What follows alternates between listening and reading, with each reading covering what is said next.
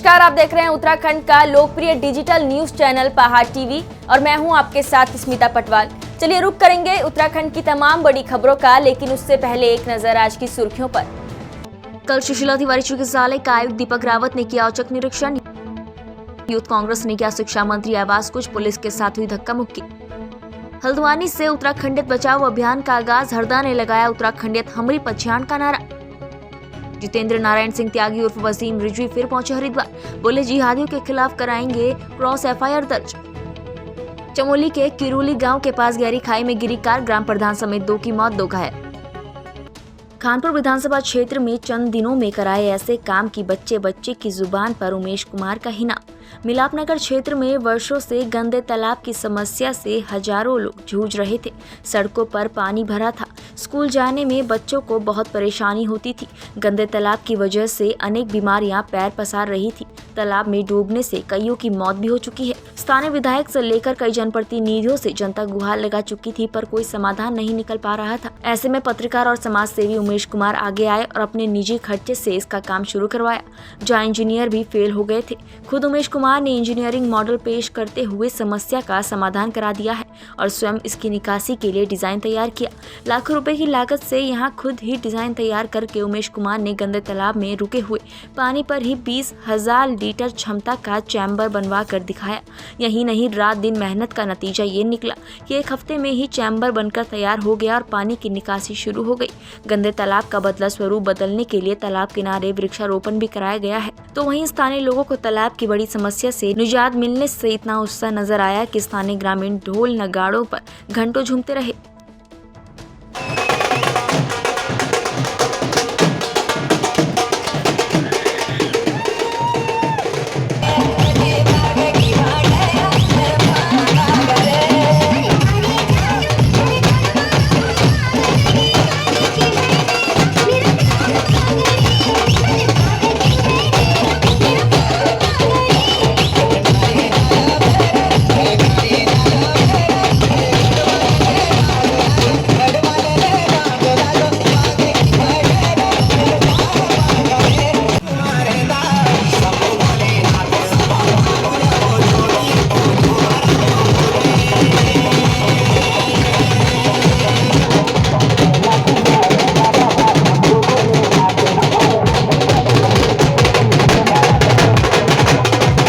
विश्व पर्यटक स्थल चौकोडी में इन दिनों पर्यटक बड़ी संख्या में पहुंच रहे हैं। पर्यटक आवास गृह चौकोडी में पिछले 1 सप्ताह से पर्यटकों से पैक चल रहा है। बंगाल, दिल्ली, मुंबई सहित अन्य राज्यों से पर्यटक पहुंच रहे हैं। चौकोडी से हिमालय का खूबसूरत दृश्य इन दिनों देखने को मिल रहा है। वहीं पर्यटक आवास गृह चौकोडी के प्रबंधक दीपक पंत ने बताया कि यहाँ पर आने वाले सभी पर्यटकों का कोविड-19 की रिपोर्ट ली जा रही है। कोविड-19 के नियमों का पालन करने की भी अपील की जा रही है। वहीं ठंड के मौसम को देखते और आने वाले 31 दिसंबर को लेकर अलावा जलाया जा रहा है। साथ ही पर्यटकों को विशेष सुविधा भी दी जा रही है। कुमाऊन घूमने आए हैं हम लोग। One of the place name Chakori. यहाँ का वेदर अभी करीब 1 डिग्री के आसपास चल रहा है। ये जगह बहुत सुंदर है। यहाँ से नंदा देवी पंचमूल्य बहुत अच्छा से व्यू आता है, एकदम क्लियर रहता है। करीब केनवीएन का यहाँ पे अपना टूरिस्ट रेस्ट हाउस है। करीब इनके पास में रूम्स भी अच्छे अवेलेबल है। स्टाफ बहुत अच्छे हैं, खाना यहाँ का बहुत अच्छा है। बेस्ट पॉसिबिलिटीज जो भी पॉसिबल है ये लोग हम लोग को दे रहे हैं। उत्तराखंड क्रांति दल के चौबट्टा खाल विधानसभा प्रत्याशी वीरेंद्र सिंह रावत का कल सतपुली आगमन पर कार्यकर्ताओं द्वारा जोरदार स्वागत किया गया। प्रेस कॉन्फ्रेंस में वीरेंद्र सिंह रावत ने कहा कि उत्तराखंड में 21 वर्षों में बीजेपी और कांग्रेस ने सिर्फ भूमाफियाओं का राज दिया है और मूलभूत सुविधाएं धरातल से गायब की हैं। उन्होंने कहा कि क्षेत्र और राज्य के विकास के लिए मैंने यूकेडी को चुना और मैं यूकेडी के केंद्रीय अध्यक्ष काशी सिंह एरी, संसदीय बोर्ड के समस्त पदाधिकारियों का तहे दिल से धन्यवाद करता हूँ। सर्वप्रथम मैं उत्तराखंड क्रांति दल के शीर्ष नेता श्री काशी सिंह एरी जी अध्यक्ष का तहे दिल से धन्यवाद और संसदीय बोर्ड का धन्यवाद देना चाहूँगा कि जिन्होंने मुझ पर विश्वास किया और चौबट्टा खाल विधानसभा से विधायक प्रत्याशी का नाम घोषित किया। और जिस तरीके से आपके द्वारा पूछा गया कि मूल सुविधाएं, क्योंकि मूल सुविधाओं से आज भी 21 साल हो गए उत्तराखंड को नदारत है। स्वास्थ्य का बुरा हाल है, रोडों का बुरा हाल है, शिक्षा का बुरा हाल है, प्लान करने को मजबूर है और बेरोजगारी चरम सीमा पर है। तो ये और भूमाफियाओं का यहाँ पर पूरा प्रचंड लहर आ चुकी है। तो ये बड़े दुख की बात है। जिस प्रकार से यूकेडी है, उत्तराखंड बने इतने साल हो चुके हैं और यूकेडी अभी तक अपने यहाँ सरकार नहीं बना पाई है, तो इसमें आप आगे कदम किस प्रकार से देखते हैं? देखिए सर, उत्तराखंड क्रांति दल एक क्रांतिकारी लोगों की रही है, आंदोलनकारी की रही है, राज्य हितकारी की रही है, क्योंकि उनको राजनीति से वो दूर रहे हैं। इसलिए शुरुआती दौर में क्योंकि उनके कमी प्रत्याशी रहे हैं जो पहुँचे हैं, लेकिन आज का जो दौर है 2022 का जो मिशन हमारा है, उसमें कई लोग हम जैसे युवा और कई लोग गणमान्य व्यक्ति यहाँ पर इसमें आ चुके हैं उत्तराखंड क्रांति दल में, और लहर आ चुकी है। और उत्तराखंड क्रांति दल 2022 में अपना परचम लहराएगी और जो मूल सुविधाएं हैं जो यहाँ के लोग हैं उनको खुद मालिक बनाएगी, उनको हकूक़ को जो उनकी जिम्मेदारी है उनको जरूर देगी। ये हमारा वादा है। 22 के चुनाव में कितनी सीट की देखिए सर, हम पूरे 70 सीटों के लिए चुनाव लड़ रहे हैं और हमारे हर विधानसभा में हमारे 16 प्रत्याशी अभी घोषित हो चुके हैं और आजकल में और भी प्रत्याशी घोषित हो रहे हैं। और जिस तरीके से धीरे धीरे जनता जाग चुकी है और जिस तरीके से आपका जो चैनल है, मैं आपको चैनल के माध्यम से आपके चैनल को सैल्यूट करता हूं कि जो सच्चाई बता रहा है, सच्चाई दिखा रहा है, मैं इस चैनल को सैल्यूट करता हूं, क्योंकि अब सोशल मीडिया के माध्यम से और अच्छे चैनलों के माध्यम से जनता जागरूक हो चुकी है। हर कोई देख रहा है कि अब वो झूठ की राजनीति, जुमलेबाजी की राजनीति और घोषणाओं की राजनीति नहीं होगी, जो अब होगी हकीकत की राजनीति, सच की राजनीति होगी। रामनगर वन प्रभाग तराई पश्चिमी के काशमपुर गांव में गुलदार के कुएं में गिरने से विभाग में हड़कंप मच गया। बता दें कि कल रामनगर वन प्रभाग तराई पश्चिमी को सूचना मिली कि काशीपुर रेंज के गांव काशमपुर में एक खेत के कुएं में गुलदार गिरा, जिसके बाद वन विभाग की टीम मौके पर पहुंची गुलदार को रेस्क्यू जंगल में छोड़ दिया गया। जसपुर से 3 किलोमीटर दूर काशीपुर गाँव में एक गुलदार जो है कुएं में गिर गया है। उसको रेस्क्यू करने के लिए हमारी टीम मौके पर है और डॉक्टर दुष्यंत और मैं यहाँ रामनगर से अभी रवाना हो रहे हैं। हरिद्वार में पिछले दिनों सोशल मीडिया पर वायरल हुई हेट स्पीच के बाद वसीम रिजवी और संतों पर हरिद्वार नगर कोतवाली में दर्ज किए गए मुकदमे का जवाब देने के लिए कल हरिद्वार के भूपतवाला स्थित सांभवी आश्रम में साधु संतों की अहम बैठक आयोजित की गई। बैठक में उत्तर प्रदेश के पूर्व सिया वक्फ बोर्ड के चेयरमैन वसीम रिजवी उर्फ जितेंद्र त्यागी भी पहुंचे। बैठक में वसीम रिजवी ने इस्लाम, मोहम्मद साहब और जिहादियों के खिलाफ मुकदमा दर्ज कराने का प्रस्ताव रखा, जिस पर सभी संतों ने मोहर लगाई। कोर कमेटी की बैठक हुई है। इसमें जो तय किया गया है वो ये तय किया गया है कि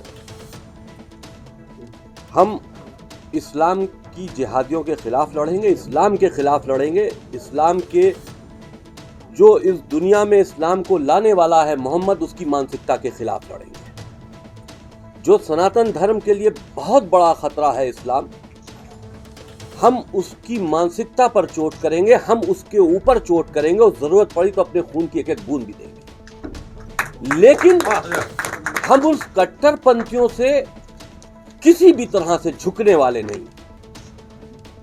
धर्म संसद हुआ था, कोई खेल थोड़ी ना था जिस पर इतना बड़ा बवाल खड़ा कर दिया गया। धर्म संसद में कितनी लाशें मिली रात में, हमने किसको मारा? क्या धर्म संसद के बाद वहां से मुसलमानों की लाशें मिली थी? हमने अपने विचारों की बात की थी, वो सबके स्वतंत्र विचार थे। हमने मोहम्मद किताब जो लिखी वो हिंदुस्तान में कई कोर्टों में चैलेंज हुई है, लेकिन उस पर किसी पर स्टे नहीं हुआ। अगर हमने उस पर जो बातें लिखी थी मोहम्मद के विषय में कि मोहम्मद अहंकारी था, मोहम्मद पागल व्यक्ति था, आतंकवादी था, आतंक की बुनियाद उसने पैदा की थी 1400 साल पहले, तो हमने वही चीज मंच से भी बोली थी। जब कोर्ट ने स्टे नहीं दिया तो एफआईआर कैसे? हमारी बोलने की आजादी को रोका जाएगा इन कट्टरपंथी मुल्लाओं के दबाव में? ये हरिद्वार जो देवनगरी है, उसमें जब देखो 4-5 हजार मुल्ला और मस्जिदों के मौलवी जमा हो जाते हैं और उसके बाद थाना घेर के और चैलेंज देते हैं, सनातन धर्म के लोगों को चैलेंज देते हैं। ये कैसे हो सकता है? हम लोगों का भी घेराव किया गया उस दिन। हम लोगों को मारने की प्लानिंग की गई, यति नरसिंहानंद जी को मारने की प्लानिंग की गई। उसमें जितने भी संत महात्मा आए थे उनको टारगेट किया गया, लेकिन इसलिए हमने उसके लिए एक एफआईआर तैयार की है। वो एफआईआर की कॉपी अभी हम आप लोगों को दिए दे रहे हैं। एफआईआर में हम यहाँ की जो देवनगरी है, इसके आसपास जितनी मस्जिदें हैं उनके इमामों के खिलाफ है, क्योंकि उन्होंने भड़काऊ भाषण देकर पब्लिक को तैयार किया हम लोगों के खिलाफ, वो दोषी हैं। उन लोगों के खिलाफ है जिन्होंने थाने को घेरा और शांति भंग करने की कोशिश की, और उन आयतों के खिलाफ है जो हमको मारने का आदेश देती है, वो धार्मिक ग्रंथ नहीं है। हमने सिर्फ आपत्ति कर दी तो हमको हेट स्पीच मान लिया गया। जो ग्रंथ हमको सनातन धर्म को मारने और काटने की बात कर रहा है और वो मदरसों मस्जिदों से उसका ऐलान हो रहा है, वो हेट स्पीच नहीं है। हम अपनी गर्दन काटने की जो साजिश हो रही है उसको हम स्वीकार करते रहे, बस इतना ही हमारे लिए काफी है। हम उस पर अपनी आत्मरक्षा के लिए कोई अल्फाज नहीं बोल सकते। तो हमने उस ग्रंथ के खिलाफ भी एफआईआर तैयार की है, कुरान के ऊपर, मोहम्मद के ऊपर, और इस ग्रंथ को किताबी शक्ल देने वाले अबू बकर, उमर और उस्मान के ऊपर भी हमने ये एफआईआर तैयार की है। एफआईआर दर्ज कराने हम सभी जाएंगे और थाने में रिसीव कराएंगे। हम कट्टरपंथियों से, उनकी मानसिकता से हर चीज में लड़ने को तैयार है। अगर वो मैदान में आकर भी अगर हमसे असलहे से भी लड़ना चाहते हो तो उसके लिए भी तैयार है। प्रशासन को नहीं दिखाए, उनमें कोई गिरफ्तारी हुई क्या?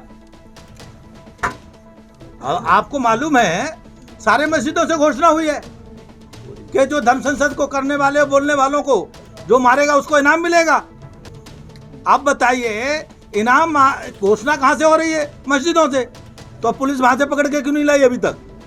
मैं आपको ही पूछता हूं, या सुप्रीम कोर्ट को सो कॉल नोटिस कहीं नहीं पता लगा? बताइए आप, क्या इस कानून व्यवस्था है? देश कहां चलेगा? हम केवल इसलिए आपसे आह्वान कर रहे हैं, आप पत्रकारों से भी सहयोग चाहते हैं, हम सब आप पत्रकारों को भी बचाना चाहते हैं, क्योंकि ये जिहाद आपको भी नहीं छोड़ने वाला, आपके मीडिया को भी नहीं छोड़ने वाला। आप सब बचो, हम सब बचें, मानवता बचे। क्योंकि आप देखो बोल ही नहीं रहे, आपकी भी हिम्मत नहीं पड़ रही कि वहां मस्जिद से जो घोषणा हो गई है इनकी हत्या करने की। महात्माओं ने बड़े बोल दिए, उन्होंने क्या क्या टिप्पणी लगाते हो ये आप कर सो, क्योंकि आपको भी खतरा बना रहता है, लेकिन आप कह नहीं पा रहे हो। लेकिन कहना पड़ेगा आपको, आज नहीं तो कल कहना पड़ेगा। सारी मस्जिदों के फतवे जारी हुए, लेकिन हमने तो कहीं सुना नहीं, टीवी में आया किसी में फतवे जारी हो गए और किसी समाचार में भी आपने नहीं दिया।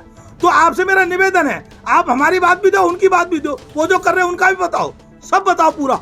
अच्छा, मीडिया का काम यही होता है, मीडिया वास्तव में देश की सुरक्षा करता है, बताता है। वो अपनी जिम्मेदारी आप लोग भी करेंगे तो देश बचेगा, समाज बचेगा। जनपद टिहरी के विकासखंड हत्यूड़ के राजकीय इंटर कॉलेज हत्यूड़ के परिसर में आयोजित जौनपुर महोत्सव रंगारंग और विभिन्न प्रतियोगिताओं का समापन पुरस्कार वितरण के साथ हुआ, जिसमें डीजीपी अशोक कुमार आदि जौनपुर की लोक संस्कृति में जमकर थिरके। साथ ही जौनपुर महोत्सव को राजकीय मेला घोषित किया। आयोजित कार्यक्रम में मैराथन दौड़ और ब्लॉक मुख्यालय से मुख्य बाजार होते हुए कार्यक्रम स्थल रायका हत्यूड़ तक विभिन्न विद्यालयों के छात्र छात्राओं द्वारा महोत्सव में झांकी प्रतियोगिता, सामान्य ज्ञान प्रतियोगिता, गढ़वाली भाषण प्रतियोगिता भी आयोजित की गयी। आगे बहुत ही अच्छा लगा। जो क्षेत्र के किसी भी सांस्कृतिक कार्यक्रम में पहली बार आया, बहुत ही सुंदर महोत्सव आयोजित किया आपने। मैराथन से लेकर के सांस्कृतिक कार्यक्रम, संगीत, नृत्य सभी कुछ शामिल है और एक जीवंत संस्कृति जिसे कहेंगे जो लाइफ से भरी हुई है, जीवन से भरी हुई है, ऐसी संस्कृति के रूप में मतलब राष्ट्रीय संस्कृति का प्रदर्शन कर रहे हैं ताकि यह संस्कृति हमेशा के लिए बनी रहे और अगली पीढ़ी तक यह संस्कृति चलती रहे। हम इसलिए झांकी निकालते हैं और झांकियों का एकदम हम परफेक्ट तरीके से उसको प्रस्तुत करते हैं कि लोग इसको देखकर जागरूक हो। सर, हम ये संदेश देना चाहते हैं अपनी ओर से तो कि जो हमारी अगली पीढ़ी है वो कृपया ध्यान रखें कि जो हम कर रहे हैं उस पर ध्यान दें और अपनी आगे की पीढ़ी के लिए ये सब तैयार रखें ताकि हमारी संस्कृति हमेशा बनी। आज की जो सांस्कृतिक लोक कार्यक्रम हो रहा है जौनपुर महोत्सव, मैं सभी जौनपुर वासियों को इस कार्यक्रम में बधाई देता हूँ और माननीय मुख्यमंत्री के प्रतिनिधि के रूप में मैं आया हूँ। तो मैं माननीय जौनपुर महोत्सव के अध्यक्ष जी से जो उनके घोषणा पत्र होगी मैं उसको पढ़ के जो भी उसमें उनकी मांगे होगी मैं उनको संज्ञान में लेते हुए और जो भी मेरे लायक होगा मैं उसको करूँगा। मेरे पीछे जो भी मांगे आएगी मैं उसके संज्ञान में लेते हुए जो भी मेरे से होगा मैं करूँगा। क्योंकि लोक आर्थिक सांस्कृतिक ये पूरे प्रदेश के अंदर और इसका चर्चा है। आज माननीय पुलिस महानिदेशक अशोक कुमार जी यहाँ पे आए और पहली बार पूरे प्रदेश के अंदर अशोक कुमार जी किसी कार्यक्रम में पर्सनली तौर पे आए और उनका सांस्कृतिक जो हमारे जौनपुर की वो हमेशा यादगार रहेगी और उन्होंने उसके लिए बहुत बहुत धन्यवाद कहा माननीय वीरेंद्र राणा जी का और एक पूरी समिति के सदस्यों का जिन्होंने इतना शानदार इतना बढ़िया भव्य कार्यक्रम इस छोटे से कार्यक्रम में किया। धन्यवाद आपको। विकासखंड मुनस्यारी में इन दिनों लगातार बर्फबारी का नजारा देखने को मिल रहा है। भारी बर्फबारी के बीच भी हजारों की संख्या में पर्यटक मुनस्यारी पहुंच रहे हैं। भारी बर्फबारी और लगातार पर्यटकों की आवाजाही को देखते हुए प्रशासन लगातार मुख्य थल मुनस्यारी मोटर मार्ग खोलने में जुटी है। वहीं कल कुछ गाड़ियां बर्फ में फिसलने से डैमेज हो गई, जिसमें यात्री बाल बाल बचे। वहीं लोक निर्माण विभाग की ओर से लगातार सड़क खोलने का प्रयास किया जा रहा है। जनपद हरिद्वार के मंगलोर क्षेत्र में स्थित प्राइवेट हॉस्पिटल में लूटपाट की घटना को अंजाम देने आए 3 बदमाशों ने हॉस्पिटल संचालक के रिश्तेदार पर चाकू से हमला कर दिया। शोर शराबे की आवाज सुनकर हॉस्पिटल का स्टाफ मौके पर पहुंचा, जिन्हें देखकर अज्ञात बदमाश मौके से फरार हो गए। घायल युवक को उपचार के लिए अस्पताल में भर्ती कराया गया। देर शाम हॉस्पिटल में हुई इस घटना से पुलिस महकमे में हड़कंप मच गया। रात को घटना हुई है मंगलौर थाना क्षेत्र में, जहां एक डॉक्टर साहब के जो उनका आवास भी है और हॉस्पिटल भी है, वहां पे कुछ बदमाशों के द्वारा एक अटेम्प्ट किया गया था। तो मैंने भी उस घटनास्थल का निरीक्षण किया है और निश्चित रूप से हम लोग इसको पूरी गंभीरता से इसको ले रहे हैं। इसमें टीमें लगाई गई हैं और प्रयास किया जाएगा कि ये बदमाश पकड़ा जाए। ये घटना एक आकस्मिक टाइप की घटना है, क्योंकि जहाँ ये घटना हुई है वहाँ पे काफ़ी आवाजाही भी है, वहाँ पे कई पेशेंट भी हैं और हम हर एंगल से इस पर इन्वेस्टिगेट कर रहे हैं। जो उनके द्वारा बताया गया वो 3 व्यक्ति बताए गए। इसमें हमारी एसओजी की टीम लग रही है और मंगलौर थाने की टीम भी इसमें लगी है। जैसा कि आप जानते हैं, जनपद नैनीताल के डॉक्टर सुशीला तिवारी चिकित्सालय का औचक निरीक्षण कुमाऊं मंडल आयुक्त दीपक रावत ने किया। निरीक्षण के दौरान उन्होंने मरीजों और तीमारदारों से वार्ता की, साथ ही साथ चिकित्सालय में भोजन, दवाएं आदि की जानकारी ली। उन्होंने निरीक्षण के दौरान आईसीयू वार्ड, डायलिसिस, एसएनसीयू, आपातकालीन विभाग, HIV, ART centre, radiology, OPD, pharmacy आदि का निरीक्षण कर चिकित्सालय व्यवस्थाओं का जायजा लिया। कर रहे हैं, उनको निःशुल्क इलाज मिल रहा है या नहीं मिल रहा है, वो भी मैंने सैंपल के तौर पे 2-4 केसेस निकाल के देखे और उसमें भी काम हो रहा था। केवल यहाँ पे मुझे ऐसा लगता है कि जो वार्ड्स दूर से आते हैं, जो उनका रेन बसेरा बीच में बंद हो गया था, हम कोशिश करेंगे अभी डॉक्टर साहब से बात करके कि उसको कैसे हम शुरू कर सकते हैं, क्योंकि अदरवाइज़ लोग को फिर कॉरिडोर्स में रुकना पड़ता है। सर, बात कई विभागों में डॉक्टर नहीं है, डॉक्टर खाली हो चुके हैं या ट्रांसफर हो चुके हैं, इस वजह से मरीजों को काफ़ी दिक्कत हो रही है। इसमें मेरा फोकस इस बात पे है कि जो हमारे पास रिसोर्सेज हैं उनका अच्छा इस्तेमाल। बहुत कुछ हॉस्पिटल के पास पहले से ही है, उसका अच्छा यूज़ होना चाहिए। कुछ डॉक्टर साहब ने बताया कि अल्मोड़ा भी गए हैं, उसमें अभी गवर्नमेंट स्तर पे हम बातचीत करेंगे ताकि हर तरह से जो हमारा ये सुशीला तिवारी अस्पताल है ये हर तरीके से इक्विप्ड हो, मैन पावर वाइज इक्विप्ड हो, मशीनरी वाइज भी इक्विप्ड हो। ठीक है। जनपद रुद्रप्रयाग के पाली गांव में 16 दिन से चल रही पांडव नृत्य का विधिवत रूप से कल समापन हो गया। पाली गांव के कौथिक को देखने बड़ी संख्या में सिलगढ़ पट्टी के लोग आए थे। वहीं पांडव लीला में कर्णवध, गेंडा कौथिक, पांडव कौरवों का जुआ और हनुमान देवता के पशुआ का केले के पेड़ को जड़ से उखाड़ना आकर्षण का केंद्र है, जिसको लेकर ग्रामीण काफी खुश दिखे। सभी ग्रामवासियों को बहुत बहुत बधाई देता हूँ। हमारे यहाँ पर पांडव नृत्य का कार्यक्रम 12 दिसंबर 2021 से शुरू हुआ है और आज समापन की ओर हम लोग जा रहे हैं। सबका बहुत बहुत धन्यवाद जिन्होंने इस कार्य को आगे बढ़ाने में अपना सहयोग दिया। मैं 5 पांडवों से और उनके जो सहयोगी थे जिन्होंने कौरवों पे पांडवों की जो विजय हुई थी उन्होंने उनका सहयोग दिया, उनका सबका प्रणाम करता हूँ सभी को। और हमारे गांव में आज जो है कि जिसको हम गढ़वाल में बोलो शूरता की तरफ है और आज लास्ट अंतिम दिन है, कल गेंडा का कोची होगा। तो सभी लोगों से मेरा अनुरोध है कि ग्राम सभा पाली में आप सबका हार्दिक स्वागत है। जो है कि हमारे उत्तराखंड में हम लोग देवभूमि हमें बोलते हैं, हम देवभूमि के लोग हैं। देवों का हमारे ऊपर बहुत आशीर्वाद है। हम हमेशा अपने जो एक कार्यक्रम होते हैं वो अपने देवताओं को पूछते रहते हैं। उन्हीं में से एक प्रचलित जो हमारे यहाँ एक कथा है, महाभारत जो होता है उसमें पांडव जब कौरवों का वध करके केदारपुरी से स्वर्ग के लिए गए थे, तो वो हमारे रुद्रप्रयाग डिस्ट्रिक्ट से होते हुए केदार से स्वर्ग के लिए गए थे। तो हमारे यहाँ खासकर रुद्रप्रयाग और चमोली डिस्ट्रिक्ट में इनको पांडवों को बहुत ज़्यादा पूजा जाता है। जनपद टिहरी के अंतर्गत तहसील घनसाली क्षेत्र में पड़ने वाली कई पटवारी चौकियों की स्थिति बेहद दयनीय हो गई है। आलम ऐसा है कि पटवारी चौकियों के इर्द गिर्द कई फीट लंबी कटीली झाड़ियों का आवरण चौकी को चारों ओर से घेर रखा है और भवनों की स्थिति जर्जर हो रखी है। स्थानीय लोगों का कहना है कि कई सालों और महीनों से बंद पड़ी इन चौकियों में कोई देखने तक नहीं आता। अगर ये चौकियां सुचारू रूप से चलती तो वह निश्चित तौर पर इसका लाभ उठाते। वहीं जब इस मामले में तहसीलदार घनसाली से पूछा गया तो उन्होंने चौकियों के क्षतिग्रस्त होने का हवाला देकर अपना पल्ला झाड़ दिया। देखिए कि ऐसा है कि कुछ पटवारी चौकियां हमारी क्षतिग्रस्त हुई हैं। उन चौकियों के संबंध में हमने सभी पटवारियों से रिपोर्ट मांगी है कि आप अपने अपने चौकी किस प्रकार की क्षति हुई है उसकी विस्तृत रिपोर्ट दें। उसके बाद हम उनका आकलन तैयार करवा कर उनका निर्माण करवाएं। ये यहाँ पर जो है लेखपाल के लिए जो भी भवन बनाया गया है इस पर पैसा भी खर्च हुआ होगा और इसलिए बनाया गया था कि जो लोकल है यहाँ के ग्रामवासी या क्षेत्रवासी उनकी सहूलियत के लिए बनाया गया है। और लेखपाल अब अगर यहाँ पर नहीं रहेगा, चाहे वो जीर्ण शीर्ण अवस्था में, उसको ठीक कराने का काम भी तो उन्हीं का है। वो लिखित में दे कि वहाँ पर स्थिति ठीक नहीं, वो स्पष्ट करे और वहाँ पर भवन का देख रेख और वो वहाँ पर रहें तो हमें सुविधा होगी। यहाँ पर हमें घनसाली जाना पड़ता है, कभी कभी वो मिल नहीं पाते हैं, कभी फिर तहसील में जाना पड़ता है। तो जो काम हमें यहाँ पर आसानी से हो जाए तो 200-300 रुपये खर्च होते हैं घनसाली जाने के लिए हर क्षेत्रवासियों के लिए। जब उनकी ड्यूटी जबकि यहाँ पर है, अगर उनकी ड्यूटी यहाँ ना हो तो तब तो हम कुछ कह नहीं सकते। जब उनकी ड्यूटी यहाँ पर बनती है तो ये भवन क्यों नहीं ठीक हो रहे? ये इसकी जवाबदेही किसकी है? राजस्व विभाग की है, सरकार की, किसकी है जवाबदेही? ऐसे भी अन्य भी कई भवन है इस तरह के पड़े होंगे, लेकिन हमारा विषय तो जो काफ़ी समय से जीर्ण शीर्ण अवस्था में है। शायद 1-2 बार वहाँ पे रहे जो लेखपाल थे फोरम में, लेकिन अभी तक तो हमने पहले भी एक बार फेसबुक में डाला था। कल यूथ कांग्रेस के प्रदेश अध्यक्ष सुमितर भुल्लर के नेतृत्व में कार्यकर्ताओं ने शिक्षा मंत्री अरविंद पांडे के आवास का घेराव किया, लेकिन पुलिस प्रशासन ने उन्हें पहले ही रोक लिया। आक्रोशित कार्यकर्ताओं ने पुलिस द्वारा लगाई गई बैरिकेड को तोड़ दिया, जिसके बाद पुलिस प्रशासन और कार्यकर्ताओं के बीच जमकर धक्का मुक्की हुई। वहीं पुलिस ने हल्के बल का प्रयोग भी किया। सर्वोदय नैनीताल में कल आम आदमी पार्टी द्वारा पंजाब और हरियाणा की संयुक्त राजधानी चंडीगढ़ नगर निगम के चुनावों में आम आदमी पार्टी की जीत के उपलक्ष्य में मिष्ठान वितरण कार्यक्रम आयोजित किया गया, जिसमें आम आदमी पार्टी की इस शानदार जीत पर कार्यकर्ताओं ने एक दूसरे को बधाई देते हुए इसे चंडीगढ़ की जनता और आम आदमी पार्टी के लिए एक ऐतिहासिक कदम बताया। उत्तराखंड की तमाम बड़ी खबरों में फिलहाल इतना ही। बाकी खबरों के लिए देखते रहिए पहाड़ टीवी। है बेखौफ उम्मीद का रंग।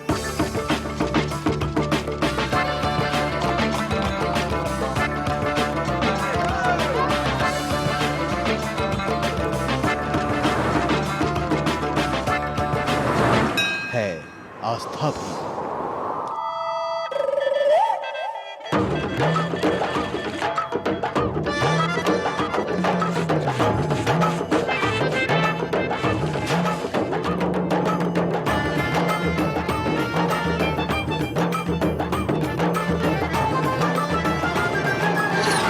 ये है मेरा उत्तराखंड।